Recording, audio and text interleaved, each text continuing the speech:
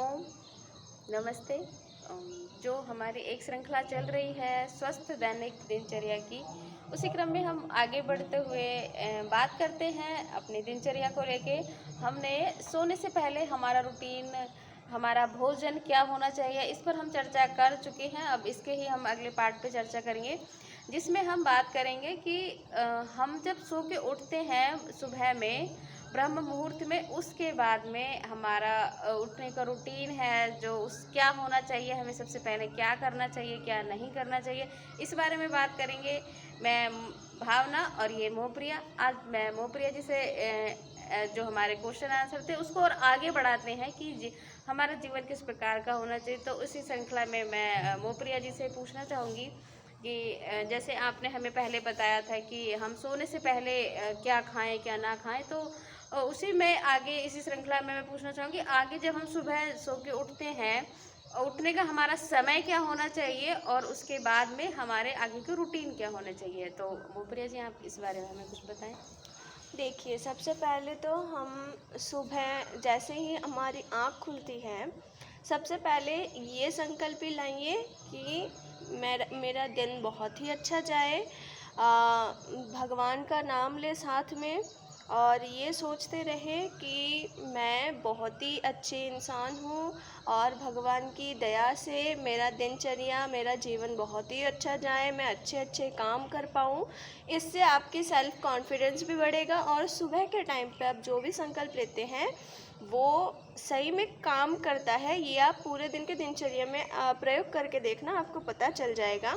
और शरीर के लिए एक काम करना कि सुबह का जो सलाइवा होता है, हमारा लार होता है, उसमें पीएच लेवल बहुत ही ज़्यादा होता है, तो इसीलिए उसे अगर हम आँखों पे लगाएं तो आँखों की ज्योति बढ़ती है।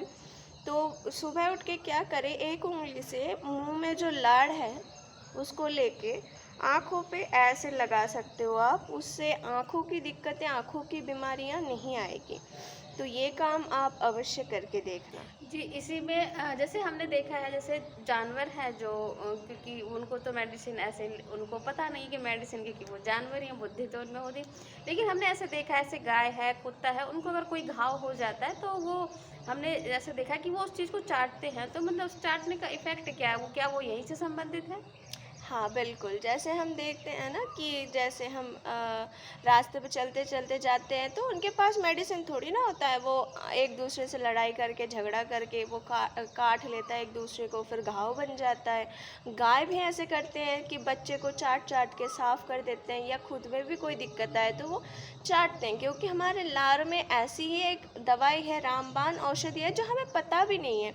हम इंसान को या पता है भी तब भी हम लापरवाही करते हैं। क्या होगा, आजकल के ज़माने में एलोपैथी आ गया, होम्योपैथी आ गया, बहुत सारी दवाइयाँ हैं, हम दवाइयों के ऊपर डिपेंडेंट हो गए। तो हम अपने अंदर जो औषधीय गुण है उसको भूल चुके हैं कम्प्लीटली। तो इस चीज़ को फिर से हम अपने जीवन में लाएं, ताकि हम और भी अच्छे स्वस्थ दिनचर्या की तरफ आगे बढ़ सके। और वो भी आज केमिकल से बना होता है औषधियाँ भी, तो उसका जिसका जितना कम हो सके प्रयोग करें तो उतना बेहतर होगा। जी, ठीक है। अब हम आपने हमें बता दिया कि उठना कब है, ठीक है। उठने के बाद सबसे पहले क्या करना, उसके बाद में हमें और ऐसा आप बताएं कि उसके बाद में और क्या क्या किया जा सकता है। कि होता आजकल तो अमूमन ऐसा होता है, उठे, फ़ोन उठाया और सीधे फ़ोन में लग गए। तो उस समय में हमें फ़ोन ना उठा के क्या करना चाहिए? सबसे पहले तो पिछले एपिसोड में हम बताए थे कि टाइम से सोया करें और समय से उठा करें। और उठते ही सबसे पहले संकल्प ले, ना कि आसपास कहाँ फ़ोन है, घड़ी देखे कि हाँ थोड़ी देर चलो और सो जाते हैं, अभी तो काम है नहीं, या अभी समय हुआ नहीं काम का। तो ऐसा नहीं करना है। जिस टाइम पे आँख खुले उसी टाइम पे आप उठने की कोशिश करें, और उठने के बाद सबसे पहले अपने हथेलियों को ऐसे गरम करें, और गरम करके ऐसे हाथों में लगाएं, पूरे शरीर पे लगाएं, अच्छे अच्छे संकल्प करके, ताकि आप में पॉजिटिविटी का संचार हो। और उसके बाद सबसे पहले बेड से जैसे ही आप नीचे उतरते हो, धरती माता को प्रणाम करें। और जैसे ही आप थोड़ा सा आगे बढ़ते हो तो घर पे जितने भी गुरुजने हैं उनको प्रणाम किया करें। और जैसे आप घर से बाहर निकलते हो, सूर्य देवता को प्रणाम किया करें। इन सब चीज़ों का बहुत बहुत ध्यान रखा करें और इससे आपका स्वस्थ दिनचर्या तो शुरू होगा ही। आप देखेंगे जीवन में जो भी समस्याएं हैं, इतने प्रॉब्लम्स हैं, स्ट्रेस है, उससे भी आप धीरे धीरे बाहर निकलते जा रहे हो। ये छोटी छोटी चीज़ों का ना ध्यान रखना चाहिए, ताकि जीवन में आजकल नेगेटिविटी क्या होता है, बहुत ही ज़्यादा हो चुका है। हम बाहर निकलते हैं, सबको सुनते रहते हैं, खुद को समय नहीं देते। मेन बात ये है कि हम खुद को समय नहीं दे पाते। तो इसी चीज़ का ध्यान रखें, ताकि आप में पॉजिटिविटी का संचार होता रहे और हमेशा पॉजिटिव सोचा करें। जी, ठीक है। अब हमने समझा, आप लोगों ने भी समझा कि क्या करना चाहिए। उसके बाद ठीक है, अब हम आगे चलते हैं। उसके बाद आगे का रूटीन और कैसा होना चाहिए? देखिए, जैसे ही हम सुबह उठते हैं, अगर बच्चे स्कूल जाते हैं तो बच्चों को भी ये चीज़ सिखाएं कि सबसे पहले बच्चों का शिक्षा घर से ही शुरू होता है, क्योंकि तो बच्चे जैसे ही स्कूल जाते हैं, स्कूल पे किससे कैसे व्यवहार करना है, बड़ों से कैसे बात करनी है, ये चीज़ तो जानना बहुत ज़रूरी है ही। क्योंकि कहा जाता है कि प्रारंभिक जो विद्यालय है बच्चे का, वो घर ही होता है। हम प्राथमिक आजकल के विद्यालय घर जीवन होता में है, तो इसलिए अच्छी शिक्षाएँ घर से आप दें और उसके बाद फिर आप किसी और से अपेक्षा करें। जब आप खुद ठीक होंगे तब आप किसी दूसरे से अपेक्षा कर सकते हैं कि हम कैसे और हमारे सामने कैसे हैं। आप ये भी कोशिश करें कि घर पे जब आप बड़े बच्चों के सामने बात कर रहे हैं, तो उसी चीज़ का ध्यान रखें कि बच्चे आप ही से सीख रहे हैं। तो बच्चों के सामने ऐसा कुछ मत कीजिए ताकि बच्चे आपसे गलत चीज़ें सीख पाएँ या नेगेटिविटी का संचार हो उनमें।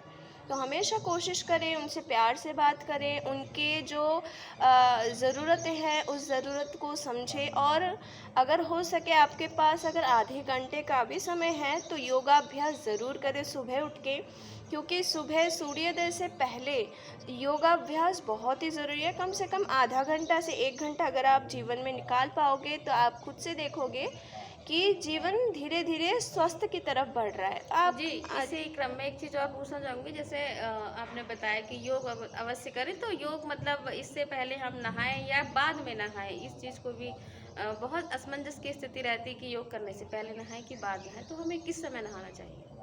आप योग करने से पहले भी नहा सकते हो, लेकिन ज़्यादा बेटर है आप योगा करने के बाद अगर नहाएं, क्योंकि योगा करने से शरीर गर्म हो जाता है, आप उस समय नहा नहीं सकते। तो उसके कम से कम 1 घंटे बाद या 1.5 घंटे बाद आप नहाओ, शरीर भी फ्रेश हो जाएगा, पसीना भी नहीं आएगा। क्योंकि पहले नहा लेते हैं, क्या होता है, फिर से पसीना आ जाता है योगाभ्यास करके, तो फिर से हमारा नहाने का मन करता है, ये अच्छा भी नहीं लगता कि हाँ चिपचिपा सा हो गया। तो आप कोशिश करें कि तुरंत बाद ना नहा के रिलैक्स होके, बॉडी को रिलैक्स करके बिल्कुल ही उसके 1-1.5 घंटे बाद नहाएं, तो फिर वो सही है। और ये चीज़ अवश्य ध्यान दें, अगर हो सके सुबह तो थोड़ा सा टाइम निकाल के या योगाभ्यास से पहले या योगाभ्यास से बाद नहा के शुद्ध चित्त मन से यज्ञ करें। यज्ञ जीवन में बहुत ही एक ज़रूरी पार्ट है जीवन का। तो आजकल तो हम ये सब चीज़ों से दूर जा चुके हैं, तो उस चीज़ का ध्यान रखें। थोड़ा सा जितना भी हो सके गायत्री मंत्र का ही जाप करके यज्ञ किया करें। तो आपने सुना अभी मोहप्रिया जी को, इन्होंने आपको बताया कि स्वस्थ दिनचर्या में सुबह का जो समय है सबसे पहले उसमें क्या किया जाना चाहिए। इन्होंने बताया स्नान के बारे में। तो स्नान का अर्थ ये है कि आप स्नान एक बार आपने पसीने से स्नान किया, मतलब आपने योग किया, तो योग के उस समय आपको पसीना है, आप पहले पसीने से स्नान करें। उसको सुखाने के बाद में 1-1.5 घंटे बाद आप 1-1.5 घंटे में अपने घर के दैनिक कार्य हैं, जो खाना बनाना है, साफ सफाई, उसको करके उसके बाद आप आराम से नहाइएगा। ज़रूरी नहीं है कि आप पहले नहाएं, योग करने के आप बाद में आराम से रहिए, कोई ऐसी दिक्कत नहीं है कि आपको पहले ही नहाना है। हाँ, अगर आप यज्ञ कर रहे हैं तो यज्ञ से पहले ही नहाना है। तो आगे की श्रृंखला ऐसे और चीज़ें हम आपको नई नई चीज़ें, नई नई जानकारियों के साथ लेकर आएंगे। तब तक के लिए आपको हमारा जो चैनल, आपको ये जानकारियाँ अगर अच्छी लग रही हैं तो आप हमारे चैनल को लाइक करें, सब्सक्राइब करें और शेयर करें। मिलते हैं आगे के एपिसोड में। इसी के साथ हम विदा चाहते हैं। मोहप्रिया जी और मैं भावना। ओम ओम। नमस्ते।